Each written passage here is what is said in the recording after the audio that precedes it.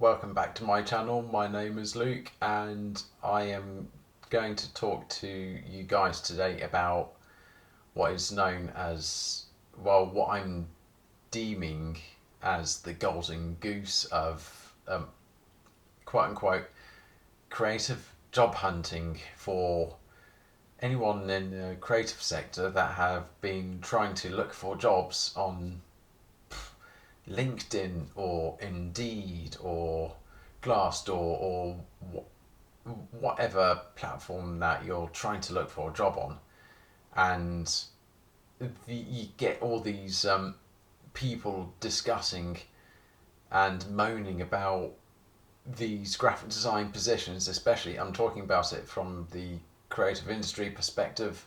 I don't know what they're like in the real estate sector when looking for a job, or looking for a job in the healthcare sector. I'm mainly targeting the sector that I know when it comes to going into that form of employment over the years. There are quite a few requirements, shall I say. So you're not just applying for being a general all-rounder designer, you're applying to be a motion graphics model creator or 3D artist, a bit of illustration maybe, or video editing. The list is endless. However, I'm going to come from the perspective of both the potential employee and where the employer stands, and maybe looking for this quote unquote golden goose, just coming from a place where a lot of my family members are business owners. So I look at these things with from both sides, starting with the business owner perspective, point of view, or however you want to frame it, is take the workforce, for example. People have been either leaving, going on for better things, or higher paid roles. As you do in today's society, there's no company loyalty anymore. So you've got people taking that certain skill set with them, and you're essentially left with either, do I fill this role back up, or can I distribute the the person who's left, can I distribute their role between the other members of my creative staff? And I believe that's what might have happened to create this effect of, I'm going to say it again, the golden goose effect, where the general all-round graphic designer, such as myself, would be who probably has, I'll take me as an example. I've got a degree in film and video, so I have basic understandings of Premiere Pro, Final Cut Pro, and quite recently DaVinci Resolve. So someone like me would be taking the role of, or taking a bit of the role for some video editing, and incorporating design elements into that. So I might tinker a bit on the motion graphics side, maybe from After Effects. Personally, I don't know anything about After Effects. I don't wish to learn. That's not my bag.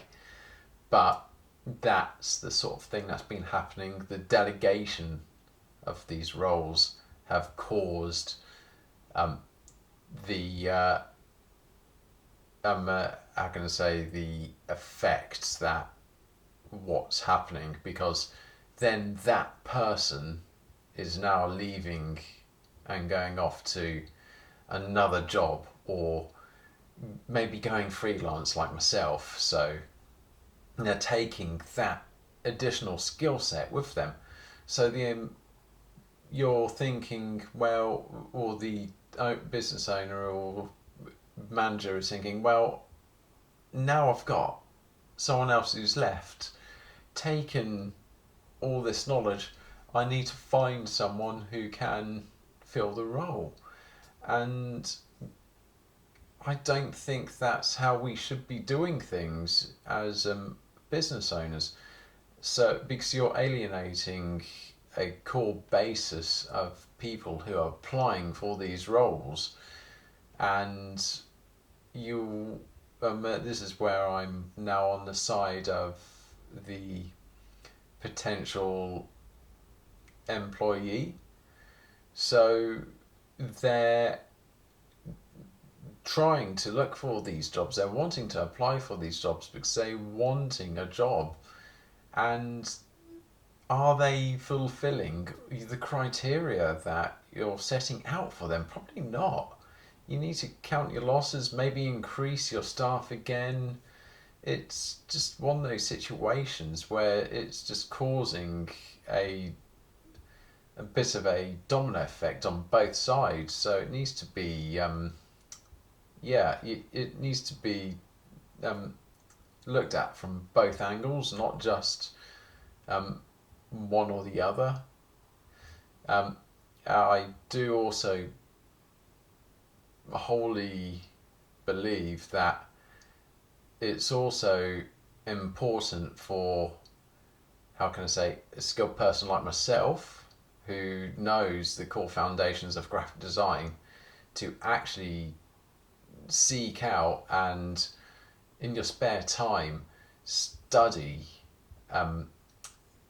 say a popular item that is consistent in these roles as well, just to help add a string to your bow.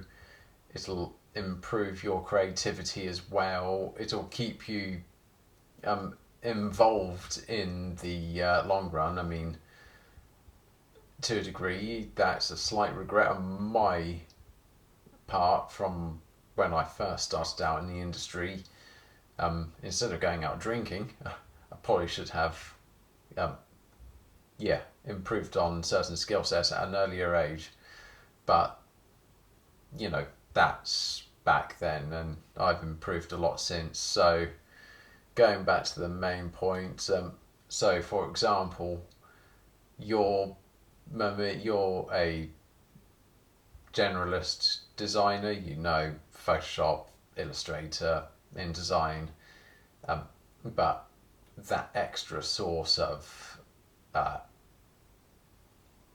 information would have, or that having the additional knowledge will increase your chances of getting employed. So in your free time, or if you are in your free time, if you are already employed, or if you're just recently graduated, think about doing something else just to flex on your creativity and improve on your skill set, so you know that you can get that job as well.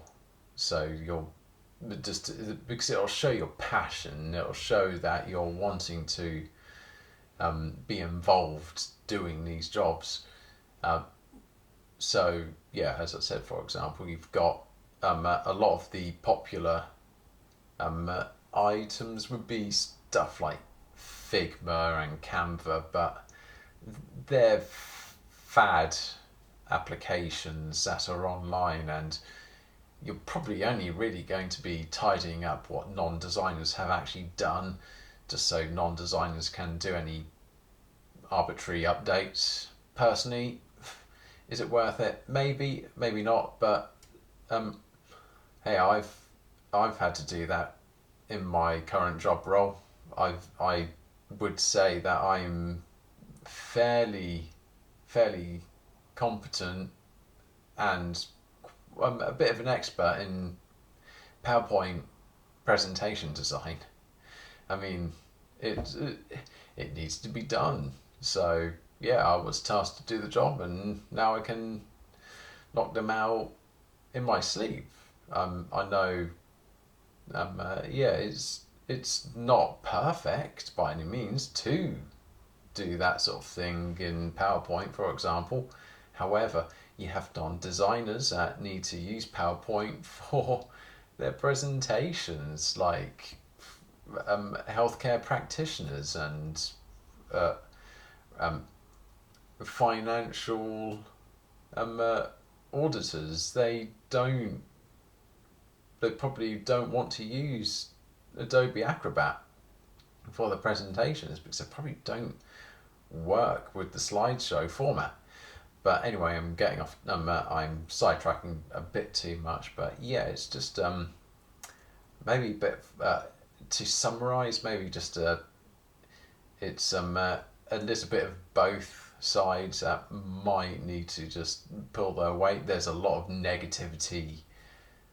I've only seen the no, I have seen negativity on both sides. I mean, yeah, my family member who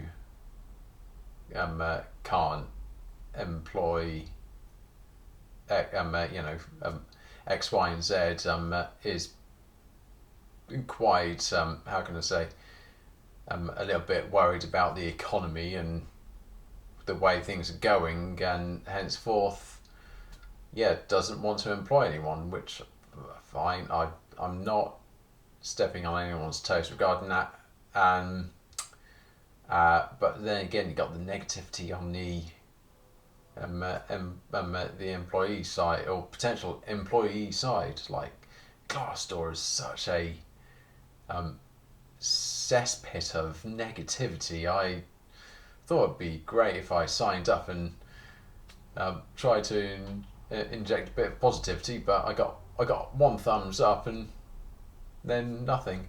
But anyway, I noticed how toxic people are on there, and they don't want to know anything about any form of help, if that makes sense. They just want to moan. And I'm just thinking, hang on, you're not helping yourselves by doing the thing that needs to be done.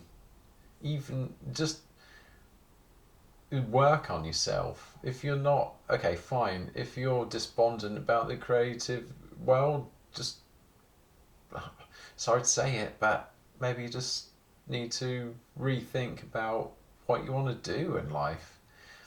But in a nutshell, I do believe that it is a part on both sides that need to be played out, regardless if you're going for full-time employment or contract work or freelance work. But that's all I've got for today, and I'll speak to you in the next video.